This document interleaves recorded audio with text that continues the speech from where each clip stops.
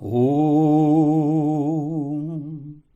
ज्ञानानन्दं भवानन्दं ध्यानानन्दं जगद्गुरुं जनार्दनं जगन्नाथं योगीश्वरं नमाम्यहम्। যিনি জ্ঞানের আনন্দ স্বরূপ, যিনি এই ভুবনের আনন্দ এবং ধ্যানের আনন্দ, যিনি স্বয়ংই জগতের নাথ শ্রী বিষ্ণু, সকল যোগীর ঈশ্বর সেই জগৎগুরু জ্ঞানেশ্বর দেবকে নমস্কার জানাই। আজকের আলোচ্য বিষয় আত্মবিচারই একমাত্র চলার পথ। গুরু অবতার পরব্রহ্ম শ্রী শ্রী জ্ঞানেশ্বর দেব মানব কল্যাণে সুধা নিঃসন্ধি তত্ত্ব কথা বলে চলেছেন, আর তত্ত্বান্বেষী ভক্তকুল সম্মুখে উপবেশন করে নিষ্ঠাভরে তা শ্রবণ করছেন। শ্রীগুরু বোঝাচ্ছেন, দেখো, প্রত্যেক দিন এবং প্রতি মুহূর্তে তোমাদের ক্ষয়প্রাপ্তি হচ্ছে এবং তুমি ক্রমাগত মৃত্যুর দিকে এগিয়ে যাচ্ছ। তাই তুমি কি করছো তাই প্রতি ক্ষণে ক্ষণে মনকে জিজ্ঞাসা করো, তাহলে বুঝতে পারবে। তোমার জীবনের সর্বক্ষণ তুমি সৎ চিন্তা করো, কারণ তুমি সেজে গুজে কোনোদিনও ঈশ্বরকে ডাকার সময় পাবে না। তাই সর্ব অবস্থায় এবং সর্বক্ষণ তোমার তারই চিন্তায় রত থাকা উচিত, তারই অর্থাৎ ভগবানের। তোমার ভিতরে যারা আছে তারা তোমাকে কোনোদিনও সৎ চিন্তা করার সুযোগ দেবে না। তারা কারা? তারা হলো রিপু, ইন্দ্রিয়, পাশ ভিত্তি এরা। এইখানে তোমরা সুখ পেতে চাও কেন? এই পৃথিবীতে সুখ ভোগ করবার কিছু নাই, যন্ত্রণা ভোগের জায়গা এটা। এখানে সংগ্রাম করে অন্য জায়গায় ভোগ করা উচিত। সেই জায়গাটা কি? সেই জায়গাটা হলো ঈশ্বর জগৎ, আনন্দময় জগৎ। এখানে যেটাকে ভোগ বলে তোমরা মনে করছো সেটা ভোগ নয়। চিন্তা করে দেখো, বুঝতে পারবে। এইখানে তোমরা রাজা বাদশাহ হলেও সুখ পাবে না। অতএব বিচার করে চলতে হবে। তা শুনে এক ভক্ত জিজ্ঞাসা করলেন, বাবা, এখানে বিচার বলতে কি বিচার? শ্রীগুরু বোঝালেন, দেখো, ভালো খারাপের পার্থক্য করা হলো বিচার। কোনটায় মঙ্গল আর কোনটায় অমঙ্গল চিন্তা করাটাই বিচার। মানুষ সকল সময় বিচার করেই বেঁচে থাকে। যেমন ভালো মন্দর বিচার, ন্যায় অন্যায়ের বিচার, পাপ পুণ্যের বিচার, সৎ অসতের বিচার, কর্ম অকর্ম, কুকর্মের বিচার ইত্যাদি নানা বাহ্যিক বিচার করে খারাপ সব কিছুকে ত্যাগ করে ভালোটা গ্রহণ করার চেষ্টা করে। তবে এই বিচার করে চলাটা গুণ ভাব অবস্থা ভেদে, স্থান কাল পাত্র ভেদে ভিন্ন প্রকার হয়। তা শুনে এক ভক্ত জিজ্ঞাসা করলেন যে, বাবা, বিচারের ভিন্নতা আবার কি প্রকার? শ্রীগুরু বোঝালেন, দেখো, স্থান কাল পাত্র ভেদে খাবার দাবার, পোশাক পরিচ্ছদ আলাদা আলাদা হয়, বসবাসের বাড়ি ভিন্ন রকম হয়। শীতপ্রধান দেশের মানুষের খাবার বাড়ি এসব আর গ্রীষ্মপ্রধান দেশের মানুষের কি একই হয়? ভিন্ন ভিন্ন হয়। আবার অবস্থা ভেদে হয়, যেমন সুস্থ মানুষের শরীর আর রুগ্ন মানুষের শরীর অনুযায়ী খাবার দাবার আলাদা আলাদা হয়। সেই প্রকারে বাহ্য অন্তরের হিসেবে বিচার 5 প্রকার হয়। যেমন অর্থ অনর্থ বিচার, অর্থাৎ কোনটায় মঙ্গল কোনটায় অমঙ্গল, এই বিচার করে আমরা চলি। সার অসার বিচার, কোনটায় লাভ আছে কোনটা যতটা লাভ নাই। ত্যায্য গ্রহণীয় বিচার, কোনটা গ্রহণ করব কোনটা গ্রহণ করা উচিত হবে না, এরকম করি আমরা চলি। আবার কিছু কিছু আছে যেগুলো আমরা প্রমাণ না হলে গ্রহণ করি না, সেটাকে প্রামাণ্য বিচার বলে।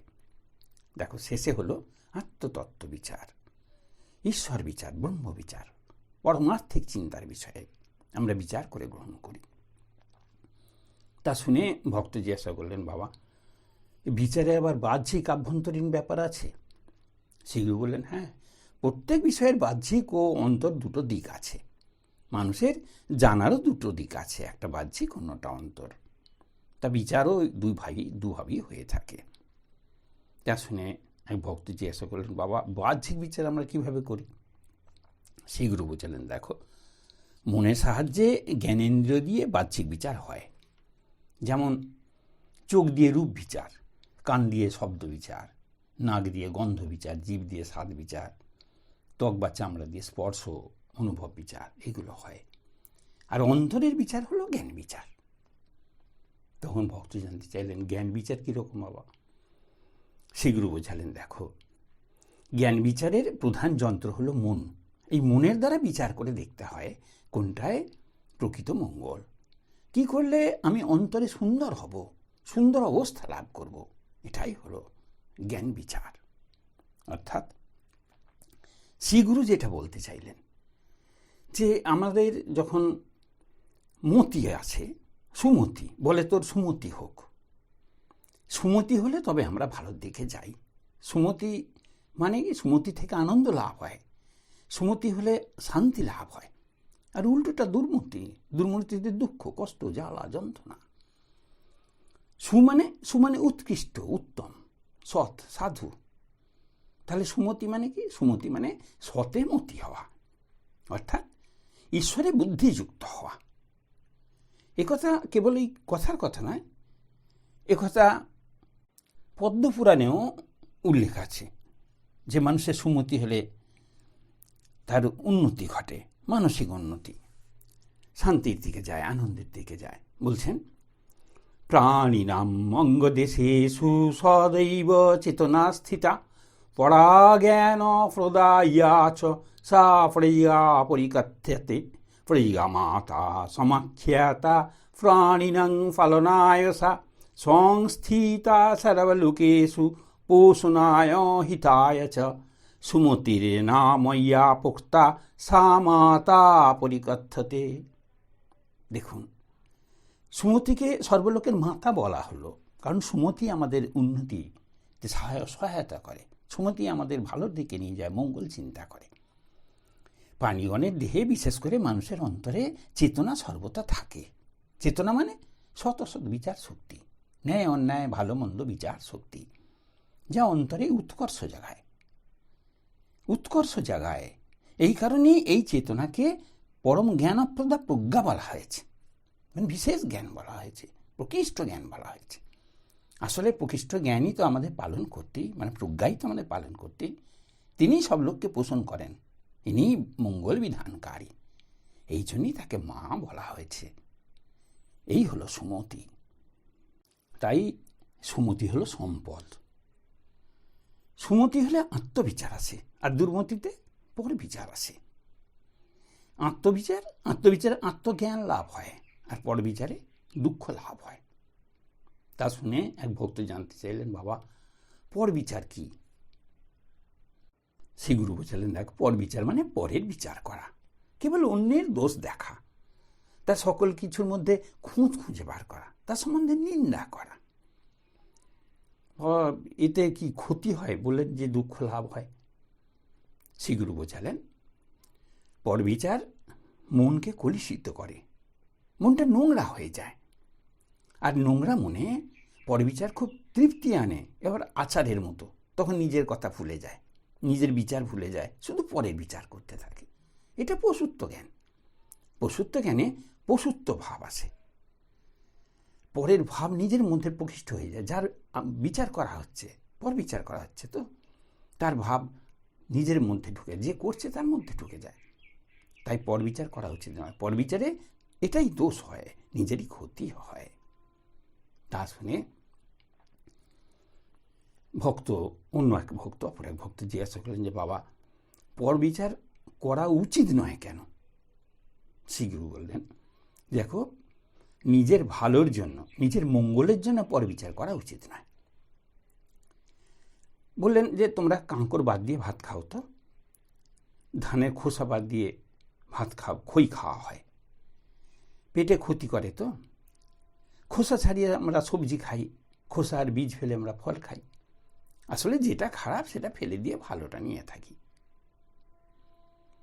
প্রত্যেক বস্তুর মধ্যে, প্রত্যেকের মধ্যে কিছু ভালো আর কিছু খারাপ থাকে। তার খারাপটা ছেড়ে ভালোটা নিলেই হয়ে গেল। ভালোটা নিলে ভালো হওয়া যায়, সুন্দর হওয়া যায়। এটাই হলো বিচার।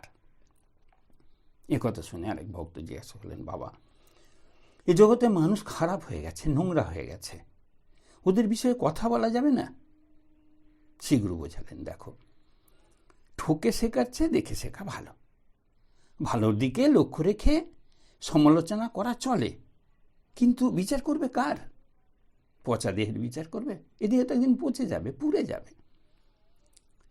না, এই দেহের মধ্যে যিনি আত্মা আছেন তার বিচার করবে, তিনি যে সকলের ঊর্ধ্বে। তাহলে কার বিচার করা হয়?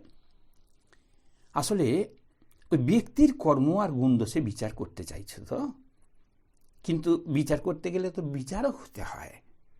বিচারকের কোনো দোষ থাকতে নাই, তাকে নিজেকে নির্দোষ, নিষ্পাপ, নির্মল হতে হয়, তবে তো সে অপরে বিচার করতে পারে। তুমি নিজে কি নির্দোষ, নিষ্পাপ, নির্মল? যদি না হও, তাহলে তুমি পরের বিচার করো কি করে? আসলে বিচারক একজন, তিনি অয়মাত্মা ব্রহ্ম। তা শুনে এক ভক্ত উঠে দাঁড়িয়ে শ্রীগুরুকে জিজ্ঞাসা করলেন, বাবা, অপরে অন্যায় করছে দেখেও কি প্রতিবাদ করতে পারবো না? পরব্রহ্ম শ্রীগুরু জ্ঞানেশ্বর দেব বোঝালেন, অন্যায় দেখে মিষ্টি কথায় বলবে, দ্বিতীয়বার বোঝাবে, তৃতীয়বার একটু জোর দিয়ে বলবে, এরপর আর বলতে যেও না, ঈশ্বরের উপর ছেড়ে দাও, দেখো না কি হয়। প্রতিবাদ করা আর পরের বিচার করা এক নয়, ভিন্ন প্রকার। পরের বিচার করা হলো একটা স্বভাব দোষ। পরের দোষ দেখতে দেখতে এমন অভ্যাস হয়ে যায় যে পরের ভালো দিকটা আর দেখতে পাবে না, কেবল খারাপটাই দেখতে পাবে। সকলের দোষ বিচার করতে করতে শেষে দেখবে নিজের বাবা মায়ের দোষ দেখছ, ঈশ্বরের ইচ্ছা, ঈশ্বরের কাজের বিচার করে বসবে। এর ফলেই তোমার নিজের সমূহ ক্ষতি হয়ে যাবে। তাদের ভাব, যাদের বিচার করছো, সেই সকল ভাব তোমার মধ্যে ঢুকে যাবে। সেই জন্য বিচার করা ঠিক নয়। এর কারণটা কি জানো? সকলের মধ্যে সেই পরমাত্মা, পরব্রহ্ম বর্তমান। তাহলে কারো বিচার করলে সেই ব্রহ্মেরই বিচার করা হয়ে যাচ্ছে। ব্রহ্ম বিচার, ঈশ্বর বিচার তো মহাপতন ঘটে। যার বিচারে বিশ্ব ব্রহ্মাণ্ড চলে, সেই অমোঘ নিয়ন্তার কি কেউ বিচার করতে পারে? শ্রীগুরু যেটা বোঝাতে চাইলেন যে বিচার মহা ক্ষতিকারক, তাই মনকে বোঝাতে হয়। একটা গান আছে, তাতে বলছেন, তুই কার বিচার করবি মন, তোর গৃহে গুরু, বাহিরে গুরু, গুরু সর্বজন, জগৎ সভায় সবই গুরু, গুরু অগণন, তুই কার বিচার করবি মন। দেখুন, আমাদের ঘরে দাদা, বাবা, কাকা, দিদি, মা যারা রয়েছেন, সকলেই তো গুরু। আবার বাইরের জগতে যারা রয়েছেন, গাছপালা, আকাশ বাতাস, সকলের কাছ থেকে কিছু না কিছু শিক্ষা নেওয়া যায়। সকলেই গুরু। পাহাড় পর্বত থেকে আরম্ভ করে সকলেই যা আছে, সকলেই গুরু, সকলের কাছ থেকে শিক্ষা নেওয়া যায়। তাই বলছেন, তুই কার বিচার করবি মন, তোর গৃহে গুরু, বাহিরে গুরু, গুরু সর্বজন, জগৎ সভায় সবই গুরু, গুরু অগণন, তুই কার বিচার করবি মন। পর বিচার জ্বালা ধরায়, আত্মবিচার পরম ধন, শুদ্ধ বিচার হৃদয়ে নাচন, পরম আন্দোলন। আত্মবিচারে অনন্ত আনন্দ ঘটতে থাকে, তখন সব কিছু একাকার হয়ে যায়। শেষে বললেন, এখন কার বিচার করবি মন। তাই সচ্চিদানন্দ পরব্রহ্ম শ্রীগুরু জ্ঞানেশ্বর দেব বোঝালেন, প্রত্যেকের এই চিন্তা করা বিশেষ প্রয়োজন যে আমি কি করছি, আমি কি আমার নিয়ম অনুযায়ী চলছি।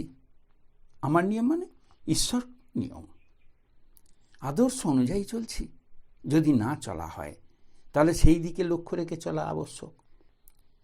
শ্রীগুরু বলছেন, জীবনে অনেক সময় পেয়েছ মায়ার কর্ম করার, কিন্তু তার কর্ম করে কি ফল পেলে? দেখো, লাভ আর অলাভ এই দুই হলো বন্ধনের কারণ। কিন্তু মানুষ কি লাভ করতে পৃথিবীতে এলো তা একবারও চিন্তা করল না। যদি তা চিন্তা করত, তাহলে তার মানব জন্ম সফল হয়ে যেত। আসলে আমরা এই জগতে অর্থ, বিষয়, প্রতিপত্তি এই নিয়েই ব্যস্ত আছি। গাড়ি, বাড়ি, এতেই আমরা মনে করি লাভ। আসলে আমরা যে ভগবত লাভের জন্য এই জগতে এসেছি, সেটা আমরা ভুলে গেছি। বাড়ি, গাড়ি, টাকা পয়সা, খাওয়া দাওয়া, এই তো মানুষ ব্যতিরেকে যারা আছে জগতে তাদেরও আছে, তারাও সুন্দরভাবে জীবনযাপন করে বাহ্যিক নিয়ে। তাহলে আমাদের মনুষ্যত্বের কি সার্থকতা? না মনুষ্যত্ব লাভের সার্থকতা, ঈশ্বর লাভের সার্থকতা, আমরা সেটাই ভুলে গেছি। তাই শ্রী গুরু বললেন, মনের অজ্ঞানতা আছে, তাকে জ্ঞান দিতে হবে। মনই সকল কিছু ভোগ করছে, পাপ পুণ্য, শোক দুঃখ, অভাব অনটন সবই ভোগ করছে মন। এর ওষুধ হলো বিচার ঢোকানো। বিচারে যুক্ত হলেই মন ঠিক ঠিক কর্ম করবে। এজন্যই আত্মবিচারের প্রয়োজন।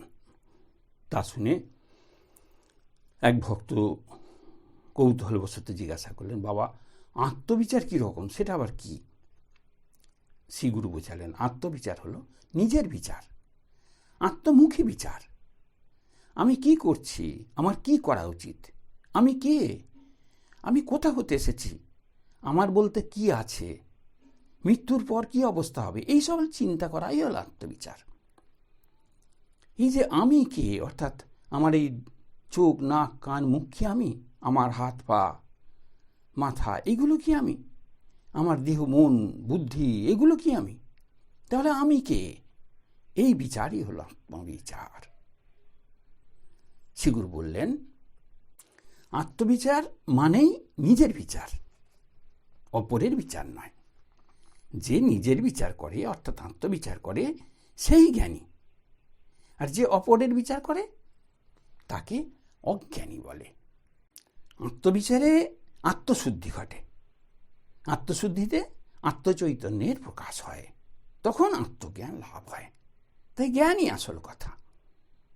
এই বলে শ্রীগুরু একটা ছোট গল্প বলে বোঝাতে লাগলেন যে একটি অন্ধকারের মধ্যে একটি ছেলে ভয় খেয়ে গেল এবং সে খুব চিৎকার করতে লাগলো, মা মা বলে। মা তখন আলো নিয়ে ছুটে এলেন। কি হয়েছে বাচ্চা, কি হয়েছে? ছেলে বলছে, মা ভূত। ভূত? মা জিজ্ঞাসা করছেন, ভূত কোথায়? আলো আসতে ছেলের ওই ভূতের ভয় চলে গেল, ভূত বিলীন হয়ে গেল আলোর জন্য। আসলে ভূত ছিল না, ভূত হলো মনের অজ্ঞানতা। তার অজ্ঞানতার জন্যই এই ভূত ভয়ের সৃষ্টি হয়েছে। যেই আলো এলো তখন তার মন থেকে ভূতের ভয় চলে গেল। তাই ঐতেরেয় উপনিষদ বলছেন, প্রজ্ঞানং ব্রহ্ম, প্রকৃষ্ট জ্ঞানই হলো ব্রহ্ম, প্রকৃষ্ট জ্ঞানই হচ্ছে আলো। জ্ঞান আসলে এই যে পর বিচার তা চলে যায়। পরের বিচার সে করতে যাবে কেন? তার জ্ঞান এসে গেছে, তখন সবই তো সে দেখছে, সবই তো ব্রহ্ম। এখানে আর কার বিচার করবে? বিচার করতে গেলে তো ব্রহ্মের বিচার হয়ে যাচ্ছে। তাহলে জ্ঞানে সমস্ত অন্ধকার বিতরিত হচ্ছে। ওই যে ছেলেটির কাছে মা আলো নিয়ে এলেন, অন্ধকার চলে গেল। তাই আমাদের মনের অন্ধকার চলে যাবে প্রকৃষ্ট জ্ঞান লাভ হলে। আর পরব্রহ্ম শ্রীরামচন্দ্র আমাদের এই উপদেশ দিয়ে গেছেন, এই শিক্ষা দিয়ে গেছেন। তারও এই অবস্থা লাভ হলে ছুটেছিলেন বশিষ্ঠ মুনির কাছে। আর বশিষ্ঠ মুনি শ্রীরামচন্দ্রকে উপদেশ দিয়ে বললেন, দেহ অহংমান পাশেন দৃঢ়ং বদ্ধো শিশরবতঃ বধোহং জ্ঞান খড়গেন তং নিকৃত্য সুখী ভব। বললেন, হে রাম, তুমি দেহ অভিমানে বদ্ধ হয়ে আছো, তাই জ্ঞানরূপ খড়গ দিয়ে এই দেহ অভিমান ছিন্ন করো, তখন তুমি স্বস্বরূপভূত আনন্দে প্রতিষ্ঠিত হতে পারবে। বুঝালেন, তুমি দেহ জ্ঞানে আছো, আমি এই দেহ, আমার দেহ, এই আত্মহংকারের মধ্যে আছো বলে অজ্ঞানে বদ্ধ আছো। প্রকৃষ্ট জ্ঞান লাভ করো, তাহলে অজ্ঞান দূরীভূত হবে এবং তখনই আত্মানন্দ অর্থাৎ তুরীয় নিত্য বিশুদ্ধ স্বরূপ অবস্থা প্রাপ্ত হবে। আর শ্রীগুরু জ্ঞানেশ্বরদেব একটি অত্যদ্ভুত চমকপ্রদ উদাহরণ দিয়ে বোঝালেন যে আমাদের পর বিচার করলে কি ক্ষতি হয়, আত্মবিচারে কি লাভ হয়। বললেন, তোমার স্টিয়ারিং হলো আত্মবিচার। এই বিচার ভুল হলেই অ্যাক্সিডেন্ট হবে। দেখুন উনি কি বললেন, যে আমরা যদি আত্মবিচারে না থাকি তাহলেই আমাদের অ্যাক্সিডেন্ট, বিপদ ঘটবে। বললেন আত্মবিচারে চলবে, বিচারকে ধরে চললে মন ও বুদ্ধি আত্মমুখী হবে এবং চৈতন্য লাভ হবে। কয়লা পুড়ে ছাই হলে আর কোনো ময়লা তার থাকে না। এই অজ্ঞানকে বললেন অন্ধকার, কয়লা। অজ্ঞানতা কিরকম না, আমাদের মধ্যে যা কিছু আছে, কামনা, বাসনা, ঈর্ষা, হিংসা, লোভ, লালসা, ঈর্ষা, পরশ্রীকাতরতা, যা কিছু আছে, রিপু ইন্দ্রিয়, পাঁচ বৃত্তি, সমস্তকে ঊর্ধ্বমুখী করতে হবে। এগুলো যদি নষ্ট হয়ে যায় তখন আমার মনের ময়লা নষ্ট হয়ে গেল, তখন জ্ঞান লাভ হলো। এটি শ্রীগুরু বোঝাতে চাইলেন। তাই তিনি বললেন যে বিচার না থাকলে কিছু হবে না। বিচার হলো লাইট। যদি লাইট না জ্বালো অন্ধকারে কর্ম করতে পারবে না। অর্থাৎ জ্ঞান না আসলে এই জগতে অন্ধকারের মধ্যে থাকতে হবে, আর অন্ধকারে তুমি কোনো কিছু করতে পারবে না, চলতে পারবে না, আলোর পথে যেতে পারবে না। আত্মবিচার না থাকলে, তিনি বলছেন, আত্মবিচার না থাকলে তোমার মনের অন্ধকার দূর হবে না। আত্মবিচার ছাড়া আত্মকর্ম করতে পারবে না। এবং শেষে এক অমৃতোপম উদাহরণ দিয়ে বোঝালেন, আলোচনা করে বোঝালেন, তুমি শুধু অপরের বিচার করে হলাহল পান করছো, বিষ পান করছো। তোমার শক্তি তো ব্রহ্ম, তুমি তার শক্তি দ্বারা চলছ। তোমার সকল সত্তা তিনি, অর্থাৎ ব্রহ্ম। তুমি সেই ব্রহ্মকে কোথায় চিন্তা করছো? আসলে তুমিই সেই ব্রহ্ম। তাই তুমি নিজেকে তোমার মধ্যে অন্বেষণ করো, তাহলে তুমি তোমাকে খুঁজে পাবে। তখন ব্রহ্ম কি, ঈশ্বর কি এবং চৈতন্য কি তা বুঝতে পারবে। এতে তোমার আসল নকল সমস্তই ধরা পড়বে, তোমাকে আর কোথাও দৌড়াতে হবে না। আজ এই পর্যন্ত থাক। আবার পরে পরব্রহ্ম শ্রী গুরু জ্ঞানেশ্বর দেবের রমণীয় জীবন কথা ও অমূল্য ঈশ্বর কথা, ব্রহ্ম কথা আলোচনা করা যাবে।